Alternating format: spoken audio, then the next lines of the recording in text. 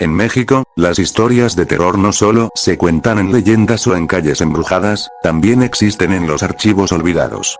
Grabaciones que nunca debieron salir a la luz. Programas de televisión que desaparecieron sin explicación. Películas que se proyectaron una sola vez y luego fueron enterradas en el silencio. Este es el iceberg de la Lost Media mexicana. Desde episodios perdidos de caricaturas hasta cintas prohibidas que se rumora aún circulan en colecciones privadas. Cada nivel nos lleva más abajo, hacia un abismo donde lo que se oculta es más perturbador que lo que se recuerda. Y lo que encontrarás aquí, no es para menores de edad.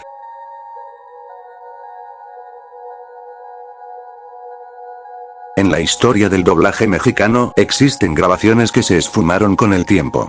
Uno de los casos más comentados es el doblaje original de Dragon Ball Z, donde varias líneas fueron modificadas en retransmisiones posteriores, dejando versiones que hoy solo sobreviven en cintas caseras. También está el caso de Los Simpsons, cuyos primeros episodios tuvieron un doblaje distinto al que conocemos, con voces que nunca volvieron a escucharse. Otro ejemplo es el doblaje alternativo de El Chavo del Ocho para Brasil, que jamás se emitió en México y del cual apenas circulan fragmentos en colecciones privadas. En los años 90 se habló de una producción cinematográfica llamada Nezahualcóyotl, la gran historia. El proyecto prometía ser una superproducción nacional, con recreaciones épicas del señor de Texcoco, poeta y filósofo prehispánico. Sin embargo, la película nunca llegó a estrenarse. Se dice que hubo problemas de financiamiento, disputas legales y hasta rumores de que algunas escenas sí se filmaron, pero quedaron guardadas en archivos privados. Hoy, esta película ya ha sido encontrada y proyectada, por lo que ya no es Lost Media. Durante años, en los foros de internet y comunidades de Lost Media, se hablaba en susurros de una versión prohibida de la CQ. Se decía que mucho antes del estreno oficial en 2012, existió una primera generación de alumnos de la secundaria Constantino Quijano que grabó un episodio piloto en 2008. Esta versión original, creada por Pedro Ortiz de Pinedo, no era solo un mito. Fue el material que fascinó a los ejecutivos de Cartoon Network en Atlanta, logrando que por primera vez el canal apostara por un live action producido en Latinoamérica. Sin embargo, el proyecto quedó guardado en un cajón durante años. Cuando finalmente recibió luz verde para su producción masiva, el elenco original ya había crecido demasiado para interpretar a estudiantes de secundaria, lo que obligó a sustituirlos por los actores que todos conocimos. Durante más de una década, no existieron copias públicas. Solo quedaban fotos borrosas y menciones vagas en entrevistas.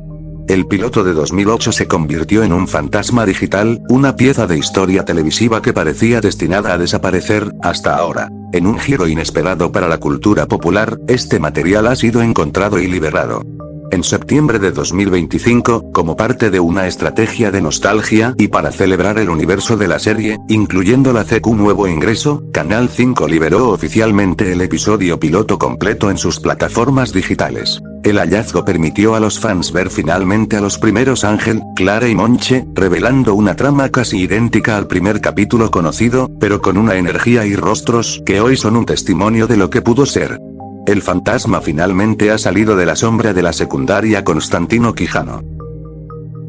A finales de los 2000, el imperio de Huevo Cartón no tenía límites. Tras conquistar internet y el cine, decidieron asaltar las consolas con un juego de huevos, 2010, un título de plataformas que prometía llevar a Toto y Willy a una nueva dimensión interactiva. Pero no salió para PlayStation ni Nintendo. Se lanzó exclusivamente para la CEVO, una ambiciosa consola brasileño-mexicana que funcionaba solo con descargas digitales mediante la red 3G. El juego fue un éxito rotundo en su nicho, convirtiéndose en el título más descargado en la historia de la consola en México. Sin embargo, el sueño tecnológico se convirtió en pesadilla. La CEVO fracasó comercialmente y en 2011 desconectaron sus servidores para siempre. Como el juego no existía en formato físico, discos o cartuchos, un juego de huevos se evaporó. Si no lo tenías descargado en tu consola antes del apagón, el juego simplemente dejó de existir para el mundo. Durante más de una década, fue imposible jugarlo legalmente.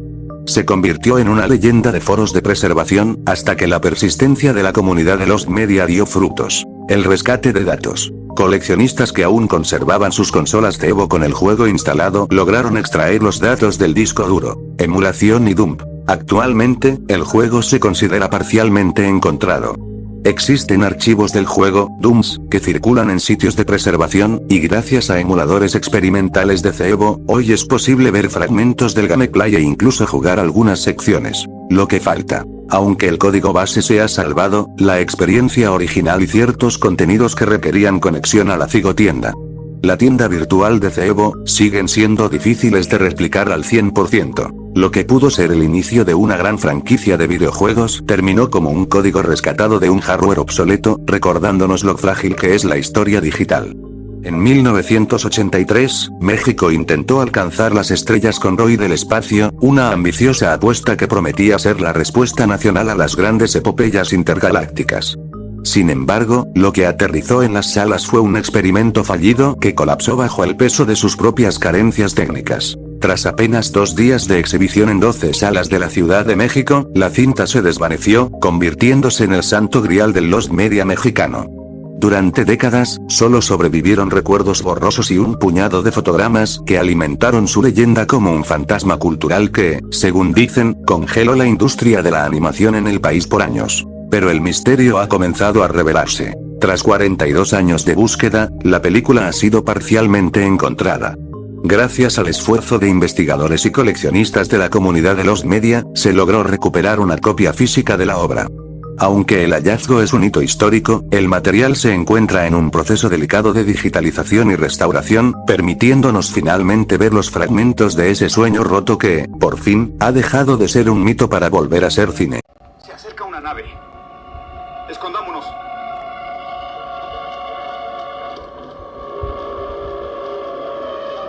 ¡Detrás de esas rocas! Es una nave espacial, debemos tener cuidado. ¡Miren, la están bajando! ¿Es verdad?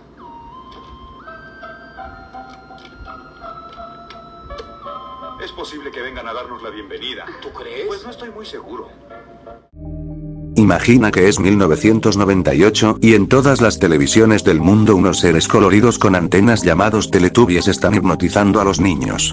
En México, Televisión Azteca decide que no necesita pagarle derechos a la cadena británica BBC, si puede fabricar su propia versión nacional. Así, de la noche a la mañana, aparecen en pantalla los Teletubbies. 4 botargas de colores chillones llamadas Nita, Toso, Ton y Pili, que habitan un mundo de escenografías saturadas y lecciones infantiles que rozaban lo psicodélico. Pero el sueño duró muy poco.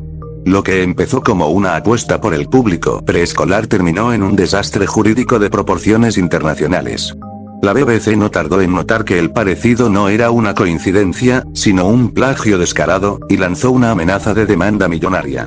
Ante el pánico legal, Televisión Azteca hizo algo radical. Cortó la transmisión de tajo y, según cuenta la leyenda, ordenó borrar hasta el último rastro de las cintas originales para no dejar evidencia. Durante décadas, los Teletubbies se convirtieron en un fantasma de la televisión. No había vídeos en YouTube, ni registros en los archivos oficiales. Era como si miles de niños mexicanos hubieran compartido una alucinación colectiva. Se volvieron el santo grial del material perdido en México, una pieza de Lost Media que muchos juraban haber visto pero nadie podía probar. Sin embargo, el misterio ha comenzado a romperse. Gracias a la nostalgia de coleccionistas que guardaron sus viejos casetes VHS de finales de los 90, la serie ha sido parcialmente encontrada. Han salido a la luz comerciales, fragmentos de episodios y cortinillas con una calidad granulada que confirma que Nita, Toso, Ton y Pili no fueron un invento de nuestra imaginación, sino un bizarro experimento que casi logra desaparecer de la historia.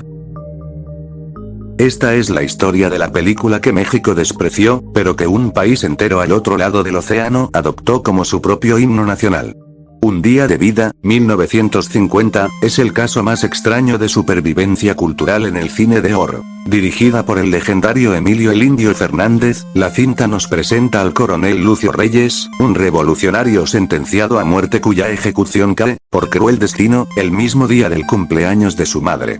En un acto de honor y tragedia, sus captores le permiten pasar sus últimas 24 horas con ella, bajo la promesa de no revelar que al amanecer será fusilado. En México, la película fue un fracaso absoluto.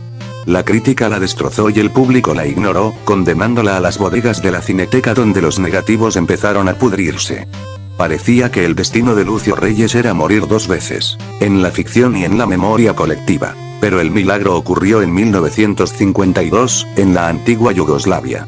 Tras romper con la Unión Soviética, el gobierno de Tito prohibió el cine ruso y, para no saturarse de Hollywood, importó cine mexicano. Cuando Un día de vida se estrenó allá, el país entero se quebró. La escena donde Lucio le canta las mañanitas a su madre se volvió tan icónica que la canción fue traducida como Mama Juanita, convirtiéndose en un estándar que hasta hoy se canta en los cumpleaños de los Balcanes. Durante décadas, mientras en México no quedaba ni una copia decente y se consideraba prácticamente lost media, en Belgrado y Zagreb la película se proyectaba cada año. Fue gracias a ese amor extranjero que el material pudo ser rescatado. Las filmotecas europeas conservaron los rollos que México dejó morir. Hoy, la película está completamente encontrada y restaurada gracias a la colaboración internacional. Es el recordatorio de que una obra puede ser un fantasma en su propia tierra, pero un tesoro eterno para quien sabe llorar con ella.